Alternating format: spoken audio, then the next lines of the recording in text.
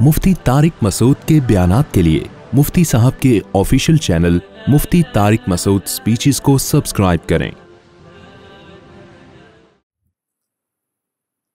अब वो अखलाक हैं क्या जिससे हमने अपने आप को आरास्ता करना है, जिसको कहते हैं ना बाअखलाक आदमी है। हम तो बाअखलाक का मतलब वही लेते हैं, हर वक्त बत्ती सीधी खाता रहे, मुस्कुराता रहे, गुस्सा ही ना आए कभी किसी बात पे, उसको थैंक यू कहता रहे, हर एक से झुक के मिलता रहे। ठीक है, ये भी अच्छी बात है, लेकिन शरीयत में अखलाक का ये तसव्वुर बोलो नहीं। बाज दफा गुस्सा करना अखलाक का तकाजा है, सख्त लहजे से बात करना आपके बाअखलाक होने की अलामत है, झुक के ना मिलना आपके बाअखलाक होने की अलामत। चापलूसी करने वाले झुक के मिल रहे होते हैं। तो इस्लाम में अखलाक का तसव्वुर यह है कि आपके दिल में लालच ना हो, आप शोहरत के भूखे बोलो ना हो, आप में दौलत की हवस बोलो ना हो, आप में तकब्बुर ना हो कि हम चुमा दीगरे नीस, मैं ही हूं दुनिया में एक पैदा हुआ जिसको सब पता है, बाकी सारे क्या हैं, बेवकूफ। अपनी राय को हमेशा सुपीरियर समझना कि मैं गलती नहीं करता, मेरी राय हमेशा क्या होती है, दुरुस्त, बाकी सब गलत।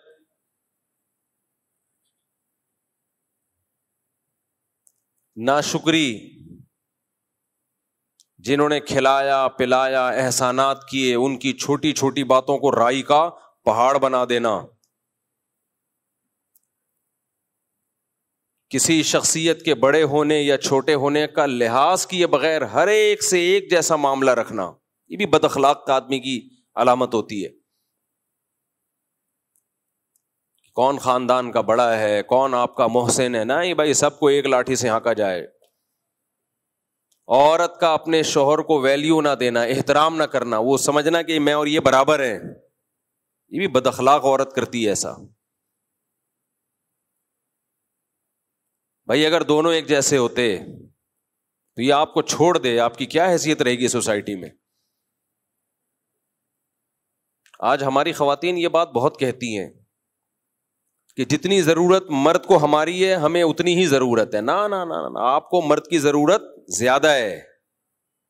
अल्लाह ना करे वो आपको छोड़ दे, मुंह काला करने के लिए उसके पास औरतें बहुत हैं। ये तो शरीयत का पाबंद है कि उसने, शरीयत ने हलाल पर की बाउंड्री खींच दी है, वरना अंग्रेज तो शादी वादी थोड़ी करता है, वो उसको पता है अजाब जान है भाई बीवी बनाना, नाइट क्लबों में रोजाना मुंह काला करेगा। लेकिन इस्लाम ने मर्द को पाबंद किया कि वफा करो, इसके अलावा किसी और औरत की तरफ मत जाओ और सारी जिंदगी इसका नान नफका उठाओ। कितनी भारी भरकम कीमत देता है हमारी सोसाइटी का मर्द औरत के लिए, मगर मीडिया उसको बदअखलाक बना रहा है और मर्द के मुकाबले में लाके खड़ा कर रहा है। खुले दिलवा के ना, खुला ले लो और तुम इंडिपेंडेंट जिंदगी गुजारो, तुम्हें किसी की जरूरत नहीं है। इस्लाम ने क्या कहा, भाई ये तुम्हारा मोहसिन है, इसकी कड़वी कसीली बर्दाश्त कर लो। लौ कुन्तु आमुरु अहदन अन यसजुद लि अहदिन लअमरतु निसा अन यसजुदन लि अज़वाजिहिन्ना, सजदे का हुक्म होता तो औरत को हुक्म देता शौहर के सामने सजदा करे। ये बातें पहले माएं बच्चियों को सिखाती थी। भाई ऊंच नीच हर घर में होती है, बर्दाश्त कर लो। ना ना ना, आजकल ईंट का जवाब पत्थर से। लेकिन आप इन खवातीन को दफ्तरों में देखें, nice to meet you, attitude ऐसा खानदानी, बॉस के साथ ऐसे इनका जो बिहेवियर है बॉस के साथ बड़ा जबरदस्त। तो भाई हम बराबर के हैं, बराबर के होने में भाई मर्द का फायदा है। मर्द कहेगा बराबर के हैं, निकलो पतली गली से यहां से। अंग्रेज की बीवी और अंग्रेज बराबर होते हैं, इसलिए अंग्रेज कहता है कि शादी करो। 50 साल में बुढ़े होके तो कर रहा होता है बेचारा शादी। हमारे यहां टीन एजर लड़के फंस चुके हैं मेरी बयानात सुन के। 18-18, 20-20 साल के लौंडे शादी करके मेरे बयानात सुन के शादी की और फंस गए। क्यों फंस गए? इधर उधर मुंह नहीं मार सकते वो, رات کو جلدی گھر پر آئیں گے, سارا نان نفقہ اس کا اٹھائیں گے. وہ یہ تو عیاشی کی عمر تھی ان کی, لیکن انہوں نے اپنے آپ کو باؤنڈ کر لیا ایک عورت کی وفا کے لیے. تو پھر اسلام عورت کو بھی کچھ احکام دیتا ہے, یہ تمہارے سر کا تاج ہے, تو اس کو عزت دو, اس کو رسپیکٹ دو. یہ تمہارا بوائے فرینڈ نہیں ہے, یہ گھر کا سربراہ ہے. تو اخلاق کے ہمارے ہاں معیار ہی چینج ہو چکے ہیں. ہم گوروں سے اخلاق سیکھ رہے ہیں. کس سے اخلاق سیکھ رہے ہیں آج کل؟ گوروں سے. تو حسد نہ ہو آپ میں, جیلسی نہ ہو, استغنا ہو, دوسروں کے ٹکڑوں پہ نظر نہ ہو. استغنا اور تکبر یہ دو دیکھنے میں ایک جیسی چیزیں ہیں, لیکن ان میں زمین اور آسمان کا فرق ہے. تکبر کسے کہتے ہیں؟ دوسرے کو نیچا سمجھنا. اور استغنا کسے کہتے ہیں؟ اپنے آپ کو مخلوق کا محتاج نہ سمجھنا. دیکھنے میں دونوں ایک جیسے ہیں. مثال کے طور پر آپ غریب ہیں, مسکین ہیں, کھانے کو روٹی نہیں ہے, آپ کی خودداری یہ کہتی ہے میں کسی کے سامنے ہاتھ نہ پھیلاؤں, میں کسی کے سامنے ہاتھ نہ پھیلاؤں. یہ کیا ہے؟ یہ تکبر ہے یا استغنا ہے؟ بولو نا. یہ استغنا ہے. یہ بری چیز ہے یا اچھی چیز ہے؟ اچھی چیز ہے, یہ پسندیدہ ہے. اس کو خودداری کہتے ہیں, عربی میں استغنا کہتے ہیں. عفت اور پاک دامنی بھی کہتے ہیں کہ اپنے دامن کو داغدار ہونے سے بچا رہا ہے. لیکن یہی معاملہ اگر باپ کے ساتھ ہو, آپ کو روٹی نہیں مل رہی, باپ نے کہا یہ لے پیسے لے, 2 روٹی جا کے لے آ. آپ کہہ رہے ہو ہم کسی کے ٹکڑوں پہ پلنے والے بولو نہیں ہے.